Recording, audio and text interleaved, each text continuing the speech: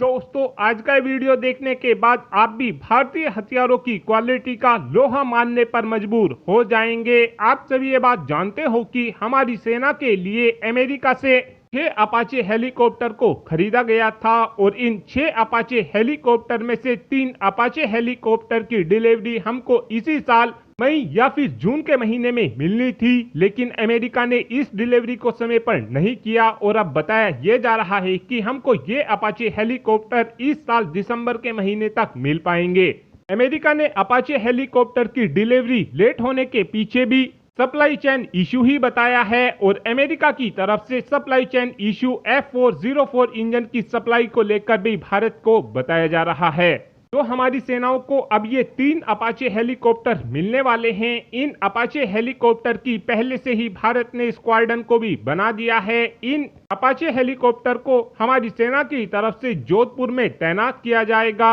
हमारी वायुसेना ने पहले से ही अपने अपाचे हेलीकॉप्टर को जोधपुर में तैनात कर रखा है। हालांकि अपाचे हेलीकॉप्टर का इस्तेमाल हमारी वायुसेना ने लद्दाख में भी करने की कोशिश की है, लेकिन अपाचे हेलीकॉप्टर की परफॉर्मेंस लद्दाख में बिल्कुल भी अच्छी नहीं पाई गई है और हाल ही में ही हम देख चुके हैं कि लद्दाख में हमारे एक अपाचे हेलीकॉप्टर ने हाल ही में ही हार्ड लैंडिंग की थी और इस हेलीकॉप्टर को अब रिकवर कर लिया गया है, लेकिन इस हेलीकॉप्टर को रिकवर करने में काफी ज्यादा हमको समय लगा है। भले ही अपाचे हेलीकॉप्टर दुनिया का नंबर 1 अटैक हेलीकॉप्टर हो, लेकिन जब अपाचे हेलीकॉप्टर को हाई अल्टीट्यूड रीजन में लेकर जाया जाता है उस समय अपाचे हेलीकॉप्टर की पावर कम होनी शुरू हो जाती है। सेम इसी तरीके की दिक्कत हमने Mi-24 हेलीकॉप्टर के साथ में भी देखी है। इस सब बातों को देखते हुए ही अब हमारी सेना की तरफ से यह फैसला लिया गया है कि अब हम जल्द से जल्द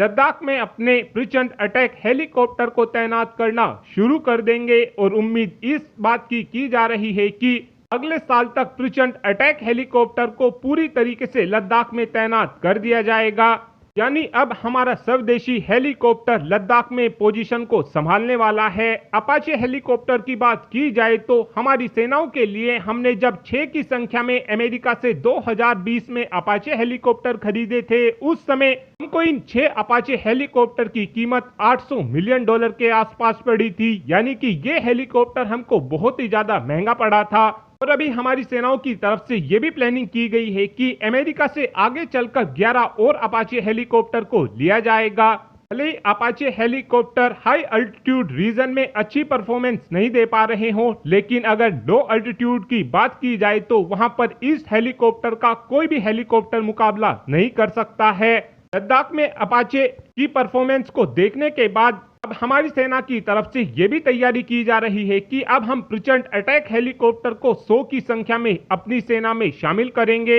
इस समय हमारे प्रचंड अटैक हेलीकॉप्टर के साथ सबसे बड़ी दिक्कत यह है कि इस हेलीकॉप्टर के अंदर कोई भी एंटी टैंक मिसाइल नहीं लगी हुई है और इस समय हमारी सेनाओं की तरफ से प्लानिंग ये की गई है कि 156 की संख्या में प्रचंड अटैक हेलीकॉप्टर को खरीदा जाएगा, जिसमें से 65% अटैक हेलीकॉप्टर का इस्तेमाल तो हमारी वायुसेना करेगी और 90% अटैक हेलीकॉप्टर का इस्तेमाल हमारी आर्मी करेगी और आगे चलकर हमारी सेनाओं की तरफ से इस 90 के ऑर्डर को 100 प्लस किया जा सकता है। HAL ने प्रचंड अटैक हेलीकॉप्टर को स्पेशली हाई अल्टीट्यूड वॉरफेयर के लिए ही बनाकर तैयार किया है। हाई अल्टीट्यूड रीजन में हमारा प्रचंड अटैक हेलीकॉप्टर हर मामलों में अमेरिका के अपाचे हेलीकॉप्टर को बीट करता है और अगर भारत की तरफ से जल्द अपने प्रचंड अटैक हेलीकॉप्टर में मिसाइलों को लगाना शुरू कर दिया जाता है तो आगे चलकर हमको प्रचंड अटैक हेलीकॉप्टर को एक्सपोर्ट करने में भी काफी ज्यादा आसानी होगी।